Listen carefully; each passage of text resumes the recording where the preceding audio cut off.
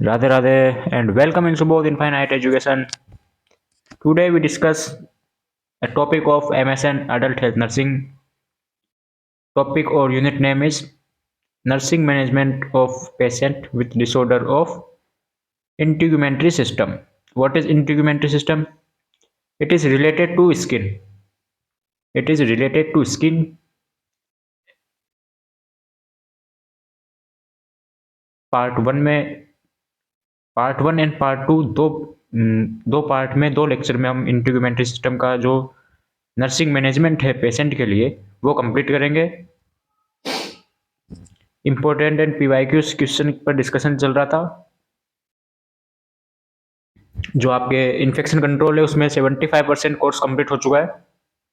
50% आपके उसमें 50% माइक्रोबायोलॉजी में हो चुका है और अप्रोक्स 30% आपके MSN में कंप्लीट हो चुका है। एग्ज़ाम एक्सपेक्टेड जनवरी में बता रहे हैं एग्ज़ाम आपकी। तो स्टार्ट करते हैं पार्ट 1 MSN का। थर्ड सेमेस्टर की क्लास है। इंटीग्यूमेंट्री सिस्टम जिसे स्किन से रिलेटेड डिजीज होती है वो सभी आपके इसमें आती है। तो करते हैं स्टार्ट पार्ट 1। फर्स्ट क्वेश्चन है आपके सामने कि व्हाट इज मेलानोमा। मेलानोमा क्या है? 2013 में ये क्वेश्चन पूछा गया था, मेलेनोमा क्या है। तो सबको पता है मेलानोमा क्या है। ये एक कैंसर का टाइप है। कौन से कैंसर का? स्किन कैंसर जिसे बोल सकते हैं अपन। तो melanoma also called malignant melanoma is a cancer of melanocyte which produce melanin. Melanocyte एक सेल होती है, मेलेनोसाइट सेल है, वो मेलेनिन का प्रोड्यूस करती है। मेलेनिन है जो मेलेनिन सब्सटेंस होता है उसको ये क्या है प्रोड्यूस करती है। कौन? मेलेनोसाइट। तो मेलेनोसाइट का कैंसर ही क्या है? मेलेनोमा। ठीक है, ये होता है मेलिग्नाइंट। एक होता है बिनाइन, एक होता है मेलिग्नाइंट। तो जो मेलेनोमा है वो आपके मेलिग्नाइंट होता है। Clear? Second point is melanoma has the ability of metastasize to any organ including brain and heart। अब सर नाम तो सुना है मेटास्टेसाइज, लेकिन होता क्या है? बहुत दिन हो गए पढ़े। सही है, बहुत दिन हो गए पढ़े। तो मेटास्टेसाइज क्या होता है? जब कैंसर की बात करते हैं, कैंसर है, मेटास्टेसाइज कैंसर का मतलब है कि जैसे स्किन में हुआ है कैंसर, मेलेनोमा है, वो आपके आपके क्या सॉरी कोई भी पेशेंट उसके स्किन में हुआ है, तो स्किन से वो फैल कर किसी दूसरे ऑर्गन पर चला जाए। वही कैंसर है, वो स्किन से फैल कर किसी दूसरे ऑर्गन है, जैसे कि इसमें लिख रखा है including brain and heart. Brain जैसे स्किन है, स्किन से फैला, वो स्प्रेड हुआ, स्किन से फैलता हुआ वो ब्रेन में चला गया, वो होता है मेटास्टेसाइज। मतलब कि मेटास्टेसाइज मतलब कि स्प्रेड, फैल जाता है वो कैंसर, एक जगह से दूसरी जगह में वो ट्रांसफर हो जाता है, स्प्रेड हो जाता है। Got it? यहाँ तक समझ में आ गया आपको? मेलानोमा मतलब cancer of melanocyte which produce melanin and it is metastasize cancer any organ. Complete? चलो ठीक है सर, डेफिनेशन तो देख ली सर हमने। अब आगे का और बताओ, आगे का देखते हैं। causes and risk factor। what is causes of melanoma and risk factor? तो एग्जैक्ट कॉज इज अननोन। जो इसका मेन कारण है वो तो हमें पता नहीं है। हमें क्या, किसी को पता नहीं है अभी तक, उसकी खोज ही नहीं हुई, रिसर्च नहीं हुई उसके बारे में। सेकेंड हो गया chronic UV exposure without sun protection. Third हो गया a high number of moles और लार्ज मोल्स। मोल्स का मतलब क्या होता है? मोल्स का मतलब होता है तिल। अब वो केमिस्ट्री वाला मोल नहीं है यहाँ पे, केमिस्ट्री में था ना वो मोल, एवोगाद्रो, आवोगाद्रो हिंदी में बता दूं मैं, सबने देखा है वो तो केमिस्ट्री में, सबने पढ़ी है केमिस्ट्री तो। तो जो मोल है वो उसका मतलब क्या है, तिल।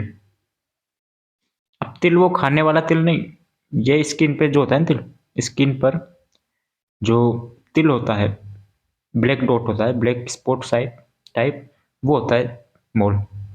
तो ए हाई नंबर ऑफ मोल्स, ज़्यादा मात्रा में मोल्स हो, एंड लार्ज मोल्स, और मोल क्या हो, साइज में बड़े हो, तो वो इसके रिस्क फैक्टर में आते हैं। ओवर एज 50, 50 से ज़्यादा साल का हो गया, जीरो डर्मा हो गया, और इम्यूनो सप्रेसिव मेडिसिन, जो कि अपने मेडिसिन है, जो मेडिसिन है वो इम्यूनिटी को क्या है, सप्रेस कर देती है, सप्रेस यानी दबा देती है। तो इसके क्या है, रिस्क फैक्टर है। अब जीरो डर्मा पिगमेंटेशन क्या होता है, जीरो डर्मा पिगमेंटेशन का मतलब होता है कि डीएनए रिपेयर की जो कैपेसिटी है वो क्या हो जाती है, डिक्रीज हो जाती है इसमें। और एक तरीके से हम देखें तो जीरो डर्मा मतलब ड्राई स्किन हो जाती है, मतलब स्किन है वो रूखी सूखी हो जाती है उसमें, जीरो डर्मा पिगमेंटेशन में। और जो डीएनए रिपेयरिंग है उसमें क्या है, डिक्रीज हो जाता है वो कैपेबिलिटी। नेक्स्ट है अपने पास क्लिनिकल मैनिफेस्टेशन। क्लिनिकल मैनिफेस्टेशन जिससे हम क्या है, साइन एंड सिम्टम्स बोलते हैं। क्या क्या साइन एंड सिम्टम्स होते हैं भाई, ये तो देख लिया हमने। रिस्क फैक्टर, क्या क्या रिस्क फैक्टर होते हैं जिससे कि उसकी जो डिजीज है, मेलेनोसाइट में जो कैंसर होता है, मेलेनोमा, उसके चांसेस क्या है, बढ़ जाते हैं, यही आपके रिस्क फैक्टर है। लेकिन क्लिनिकल मैनिफेस्टेशन मतलब क्या होता है, क्लिनिकल मैनिफेस्टेशन का मतलब होता है साइन एंड सिम्टम्स। क्या क्या उसमें साइन एंड सिम्टम्स देखने को मिलते हैं, तो वो देखने को मिलते हैं, changes in skin lesion observe once once a period of month, महीने में एक बार जो उस पर घाव होता है, इसका मतलब क्या है, घाव, जो भी स्किन पर जो घाव होता है वो चेंजेस देखने को मिलता है उसमें। सेकंड हो गया various shades of brown, black और blue within one lesson, मतलब कि जो एक घाव होता है, कोई भी घाव हुआ स्किन पर, कोई भी घाव हुआ, वुंड हुआ, लेसन हुआ, अब यहाँ पे वुंड कहना सही नहीं रहेगा, तो उसमें क्या है, वेरियस शेड्स और ब्राउन, ब्लैक और ब्लू दिखेंगे कलर उसमें। Irregular rest surface, crusting, crusting मतलब जो आपके स्किन पर वो पपड़ी पपड़ी हो जाती है ना, स्किन पर पपड़ी पपड़ी हो जाती है, उसे बोलते हैं क्रस्टिंग।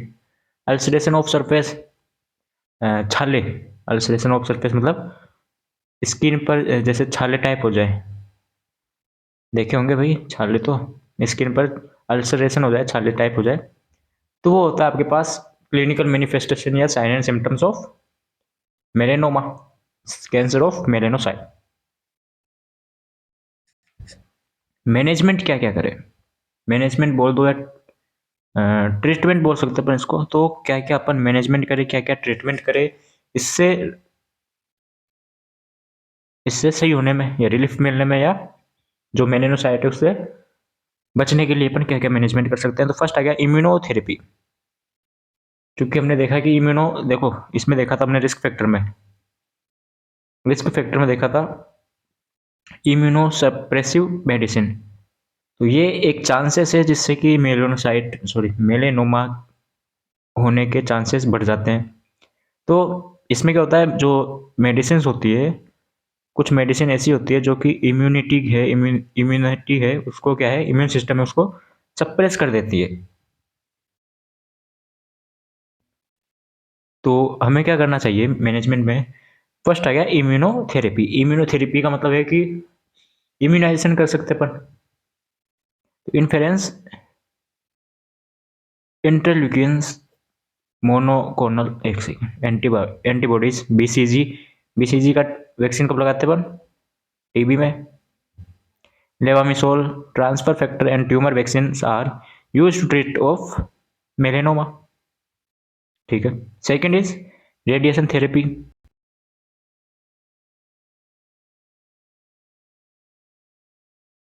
सेकंड क्या है? Radiation therapy. रेडिएशन थेरेपी में क्या होता है? रेडिएशन थेरेपी में जो भी आपके जो पेशेंट है उसके कैंसर हुआ है, कैंसर बोल दो, या फिर जो कैंसर कोशिका होती है कैंसर वाली, उसको क्या डिस्ट्रॉय कर दिया जाता है, नष्ट कर दिया जाता है। जो मेलेनोसाइट्स है, जो भी कैंसर है, उसको क्या है डिस्ट्रॉय कर दिया जाता है रेडिएशन थेरेपी के द्वारा। थर्ड हो गया show empathy to patient. Patient को एम्पैथी दो भाई। प्रोवाइड सफिशिएंट सहानुभूति, मतलब कहीं भाई कुछ लोग ऐसे सोच जाए कि एम्पैथी कोई मेडिसिन का नाम है तो मेडिसिन दो, एम्पैथी नाम की कोई मेडिसिन दो, नहीं। सहानुभूति दिखाओ उसको, पेशेंट को, कि भाई कोई बात नहीं, से हो जाएगा। Provide sufficient time to patient express positive emotions,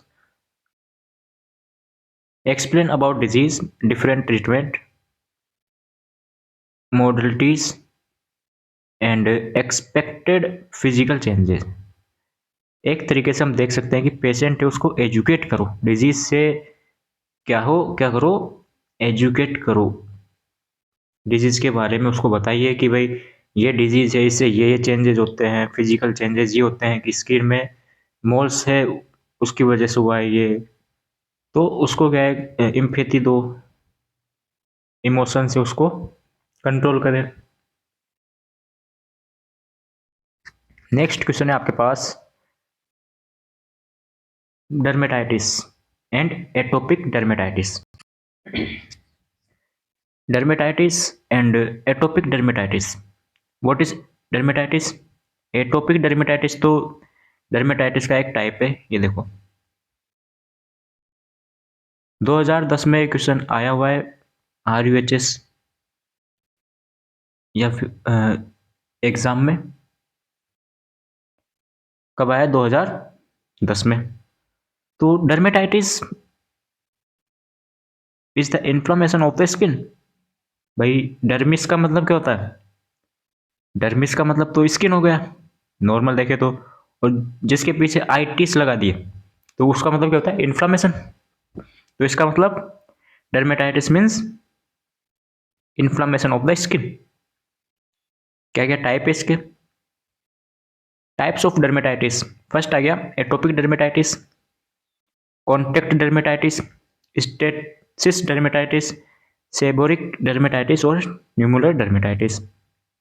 पूरों को पढ़ने की जरूरत है नहीं, जो जो अपने आए हुए हैं इंपॉर्टेंट है वो पढ़ेंगे। फर्स्ट अपन एटोपिक देख लेंगे और कॉन्टेक्ट देख लेंगे। ये दो आपके क्वेश्चन है वो पूछे गए हैं, इनको देख लेते हैं। बाकी टाइप का जो नाम है वो नाम याद रखे। तो dermatitis means inflammation of the skin. Atopic dermatitis में क्या होता है? Atopic dermatitis is a condition characterized by, अब देखो, condition characterized by an inflammatory relapsing non contagious and itching. ये क्या होता है? ये होता है एटोपिक डर्मेटाइटिस। मतलब क्या समझे? देखो, डर्मेटाइटिस का मतलब तो होता है इन्फ्लामेशन ऑफ स्किन। अब इन्फ्लामेशन होना है, अब इन्फ्लामेशन कैसे हो, बात है कैसे, किसका कारण हो रहा है, किसके कारण हो रहा है? तो characterise by an inflammatory relapsing. इसका मतलब क्या है सर? इसका मतलब समझ में नहीं आया सर। इन दोनों का तो पढ़ लिया हमने भाई, नॉन कंटाजियस, नॉन मतलब नहीं कंटाजियस, मतलब संक्रामक एक तरीके से, है ना। और इचिंग का मतलब भी खुजली होती है। लेकिन इन्फ्लामेटरी रिलैप्सिंग का मतलब क्या होता है? इसका मतलब ये है कि जैसे मैंने आपको उसमें बताया था, डेंगू में, डेंगू या टाइफाइड, टाइफाइड में बताया था मैंने, क्या बताया था? टाइफाइड नहीं, सॉरी, डेंगू में बताया था। डेंगू में जो सेडल बैग बताया था मैंने आपको, मतलब कि एक बार आया, एक बार फीवर या बुखार है वो आया, बुखार चला गया और वापस से आ गया। एक बार आया बुखार, वापस से चला गया और फिर दूसरी बार आ गया। ये था सेडलबेक। सेम टू सेम यहाँ पे कंडीशन है। इन्फ्लामेटरी रिलैप्सिंग में मतलब कि जो इन्फ्लामेशन है वो एक बार इन्फ्लामेशन हुआ, एक सेकेंड क्या हुआ, हाँ, इन्फ्लामेशन एक बार हुआ, इन्फ्लामेशन हो गया पूरा, सही हो गया, उसके बाद में वापस से हो गया, यानी एक तरीके से पुनरावृत हो गया, यानी कि पुनः यानी दोबारा आवृत यानी आना, दोबारा आ गया वो, दोबारा इन्फ्लामेशन हो गया। तो ये होता है एटोपिक डर्मेटाइटिस में।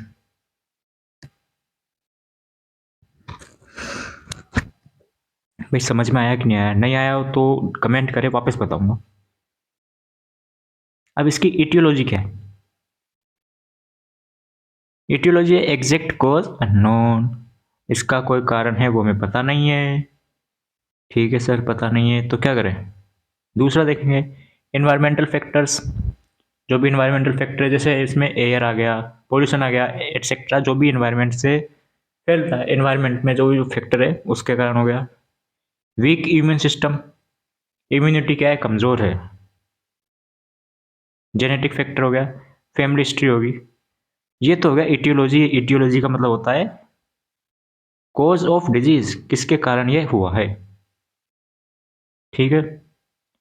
नेक्स्ट आता है आपके पास क्लिनिकल मैनिफेस्टेशन, जिसे बोलते हैं अपन sign and symptoms. Sign and symptoms या क्लिनिकल मैनिफेस्टेशन में क्या होता है? पहला आ गया bright erythema. What is bright erythema? होता क्या है इसमें ब्राइट एरिथमा? ब्राइट एरिथमा में क्या है कि एक रेडनेस टाइप हो जाता है, स्किन है वहां पे क्या हो जाता है, रेडनेस हो जाता है। हम अभी तक क्या पढ़ रहे हैं? हम पढ़ रहे हैं एटोपिक डर्मेटाइटिस। तो डर्मेटाइटिस इन्फ्लामेशन, इन्फ्लामेशन में रेडनेस तो होगा ही भाई, इन्फ्लामेशन है तो इन्फ्लामेशन का फीचर है भाई रेडनेस। तो ब्राइट एरिथमा हो गया पहला। दूसरा हो गया इचिंग, खुजली होगी उस जगह पर। तीसरा हो गया general discomfort. General discomfort skin में भाई, स्किन में हमारे दिक्कत हो गई है तो डिस्कम्फर्ट तो होगा ही। हाथ में है, हाथ में भाई कंफर्ट नहीं रहेगा, जैसे वो नीचे टच होगा तो क्या होगा, डिस्कम्फर्ट, परेशानी रहेगी, कंफर्टेबल नहीं रहेंगे हम। रेडनेस वगैरह हो गई, एटोपिक हो गया, इन्फ्लामेटरी हो गया, खुजली चल रही है वहां पे, तो कंफर्टेबल कैसे रहेगा। Dry and scaly skin, skin रूखी सूखी स्किन हो गई। बर्निंग सेंसेशन, ऐसा लगेगा कि जैसे जल रहा है हाथ, गरम गरम लगेगा। बर्निंग सेंसेशन होगा, जैसे हमारा हाथ है, अगर हाथ में हुआ है एटोपिक, एटोपिक डर्मेटाइटिस अगर हाथ में है तो ऐसा लगेगा कि जैसे हाथ जल रहा है, किसी आग के ऊपर रख दिया हाथ। मैनेजमेंट, सॉरी, मैनेजमेंट क्या करें? क्लिनिकल मैनिफेस्टेशन पढ़ लिया। मैनेजमेंट क्या करें? तो apply moisturiser to prevent dryness. Moisturiser है वो यूज ले। कौन कौन से मॉइस्चराइजर होते हैं? अलग अलग कंपनी के आते हैं भाई, कोई प्रमोशन तो करूंगा नहीं मैं। मॉइस्चराइजर जो कि नमी करे, क्रीम वगैरह लगाए, मतलब moisturiser. Prevent dry skin, dry skin को रोकने के लिए। Vitamin D supplementation, vitamin D supplementation लो। दूसरा हो गया naltrexone should be use to control pertussis. क्या है? प्रू प्रूरिटस। अब इसका मतलब क्या होता है? इसका मतलब भी एक तरीके से इचिंग हो गया या खुजली हो गई। ठीक है, खुजली या इचिंग। तो ये हमें मैनेजमेंट के रूप में काम में लेना चाहिए। फिर आता है अपने पास कॉन्टेक्ट डर्मेटाइटिस, जो कि अगला क्वेश्चन है, अगला टॉपिक है। ये टॉपिक है कॉन्टेक्ट डर्मेटाइटिस। ये पूछा था 2007 में और 2010 में। ओके। क्या है इसमें? इन्फ्लामेशन या inflammatory condition caused by exposure to irritating और एलर्जिक सब्सटेंस।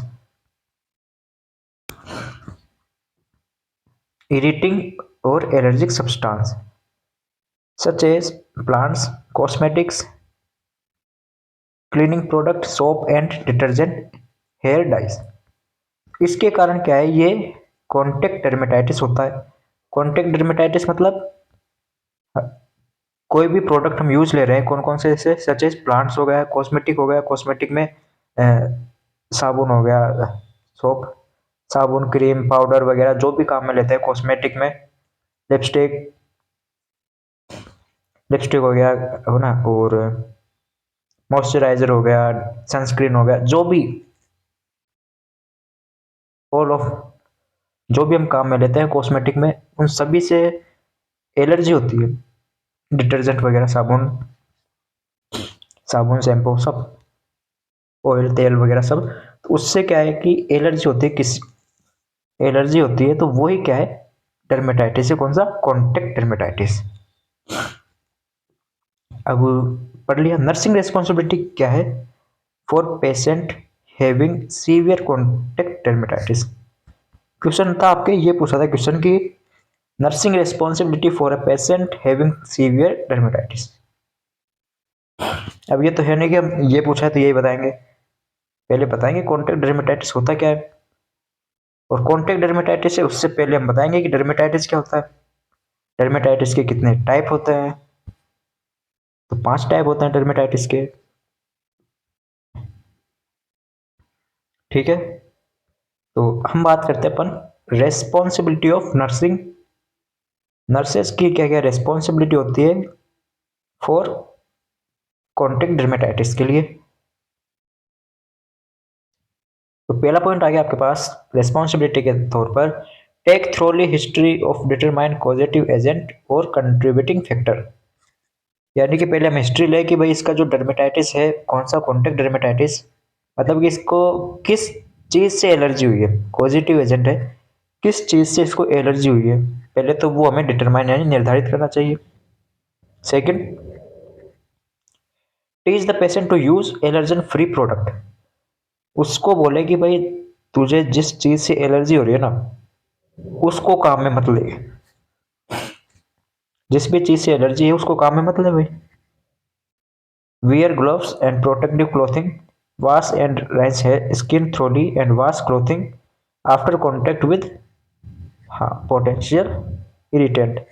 जब भी उस चीज़ों के कांटेक्ट में आ रहा है जिससे एलर्जी है, एलर्जी है, इरिटेंट्स है, उस पेशेंट को जिस भी उस प्रोडक्ट से एलर्जी है उसके कांटेक्ट में आ रहा है, तो वो एक तरीके से पीपीई, जिसमें ग्लव्स आ गया, गाउन आ गया, गाउन तो क्या मतलब, ग्लव्स पहन ले और क्लोथिंग वगैरह है उसको वॉश वाश कर ले, और एलर्जन फ्री प्रोडक्ट काम में ले। थर्ड हो गया, advise patient to perform a patch test by applying substance behind ear. Patch test क्या होता है, पेच टेस्ट क्या होता है भाई, पेच टेस्ट, पेच टेस्ट क्या होता है अभी बताता हूँ, ये नीचे लिख रखा। पेच टेस्ट का मतलब होता है कि अप्लाइंग सब्सटेंस बिहाइंड ईयर, कान के पीछे, जैसे हम नई ऑन और inside of wrist before trying new cosmetic soap और हेयर प्रोडक्ट एटसेट्रा। तो हम जो भी, अगर हमारे जो भी नई चीज़ें लेकर आए हैं, नया प्रोडक्ट है, जैसे नई साबुन लेकर आए, नई सोप लेकर आए हैं, तो उसको कैसे पता चले भाई एलर्जी करेगा नहीं करेगा। उसके लिए हम क्या करें, जो बिहाइंड ईयर, जो कान है, कान के पीछे, उसको यूज करके देखें। ये होता है पेच टेस्ट। और रिस्ट, ये होता है पेच टेस्ट, ठीक है। ये होगी रिस्पॉन्सिबिलिटी। नेक्स्ट क्वेश्चन है आपके पास, एलोपेशिया या हेयर लॉस। हेयर लॉस है, उसको एक मेडिकल टर्म दी गई, उसे बोलते हैं अपन एलोपेशिया। अब एलोपेशिया का मतलब हेयर लॉस, बाल झड़ गए। डेफिनेशन देख लो, पार्शियल और complete loss of here is called alopecia. Partial मतलब आंशिक, आंशिक मतलब थोड़े बहुत बाल, या तो थोड़े बहुत बाल झड़े या कंप्लीट बाल झड़ जाए, उसे बोलते हैं अपन एलोपेशिया। आगे समझ में। कोजेस क्या है, इसके कारण क्या है भाई। एलोपेशिया का क्या कारण है, एलोपेशिया का कारण है, पहला तो फीमेल हिस्ट्री हो गया, hormonal changes like and medical condition,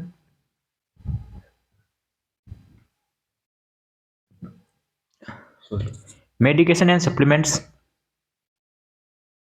कुछ दवाइयाँ होती है, कुछ सप्लीमेंट्स होते हैं जिसके कारण भी जो साइड इफेक्ट होता है उनके थ्रू जो एलोपेशिया वो हो सकता है। रेडिएशन थेरेपी टू हेड, हाँ रेडिएशन थेरेपी टू हेड मतलब मान लीजिए थोड़े बहुत बाल झड़े हुए हैं, कुछ हेड है जो सर है उस पर थोड़े बहुत बाल नहीं थे तो उसके लिए रेडिएशन थेरेपी कराई हमने। क्या है, पोस्टर देख लिया कि भाई ये करवाए बाल उगना स्टार्ट हो जाएंगे। अब वो देख तो लिया, अब हम गए उसके पास, भाई हमारे भी कर दे रेडिएशन थेरेपी। तो उसने रेडिएशन थेरेपी, उसको एक्सपीरियंस नहीं था, और रेडिएशन थेरेपी के थ्रू उसने क्या किया, थेरेपी करी। थोड़े दिन बाद में जितने बच रहे थे वो भी गए, थोड़े बहुत बच रहे थे वो बाल भी उसके झड़ गए, लॉस हो गए। ए वेरी स्ट्रेसफुल इवेंट्स, हाँ एक स्ट्रेस से भी जो बाल है वो झड़ जाते हैं, लॉस हो जाता है बाल का, हेयर का लॉस, एलोपेशिया बोलते हैं जिसे। स्ट्रेस से हेयर स्टाइल चेंजेस, हाँ अब जो आजकल आजकल क्या चल रहा है, कभी कैसी हेयर स्टाइल कर रहे हैं, कभी कैसी हेयर स्टाइल कर रहे हैं, तो इनसे क्या होगा, अभी तो कुछ नहीं हो रहा लेकिन कुछ समय बाद में जो बाल है वो क्या है, लॉस होना स्टार्ट कर देंगे। धीरे धीरे धीरे जो हेयर है वो लॉस होना स्टार्ट कर देंगे हेयर स्टाइल चेंजेस से। तो इन सब से बचें। भाई आप सब तो नर्सिंग स्टूडेंट हो तो आपको तो पता रहना चाहिए क्या करना है क्या नहीं करना। अब आता है आपके पास रिस्क फैक्टर, कौन कौन से कारण हैं जिससे कि एलोपेशिया या हेयर लॉस है वो उसके चांसेस बढ़ जाए। तो फर्स्ट हो गया family history for balding on your mother side और फादर साइड। इसका मतलब क्या होता है सर, इसका मतलब होता है गंजापन। गूगल करने की बिल्कुल जरूरत नहीं है, सब यहाँ पे आएगा आपके पास। एक बार क्लास ले ली तो मतलब कहीं जाने की जरूरत नहीं, मतलब गंजापन। यानी कि फैमिली हिस्ट्री देखो कि या तो उसकी मदर की साइड से कोई गंजापन तो नहीं है भाई। जैसे कोई पेशेंट आया, पेशेंट के भाई उस पेशेंट है तो पेशेंट के जो इसके हेयर लॉस हो गए, हेयर लॉस हो गए तो क्यों हुए उसमें देखेंगे। या तो फैमिली हिस्ट्री देखेंगे सबसे पहले, तो हिस्ट्री में क्या देखेंगे कि वे जो पेशेंट है उसके जो फादर है उसके भी हेयर लॉस हुए कि नहीं हुए, हुए हैं तो फिर उनके दादाजी के देखेंगे, ग्रैंड पेरेंट्स के देखेंगे, दादाजी के भी, फिर पिताजी के पूछेंगे, मतलब देखेंगे तो क्या मदर के साइड में देखेंगे, मदर से उसके फिर नानी बोल सकते अपन, नानी की देखेंगे। ऐसे देखेंगे कि हेयर लॉस है कि नहीं है। ये तो हो गया फैमिली हिस्ट्री। फिर हो गया एज, जो एवर एवर ओवर एज होता है उसमें भी रिस्क रहती है हेयर लॉस की। सिग्निफिकेंट वेट लॉस भी आपके रिस्क फैक्टर में आता है।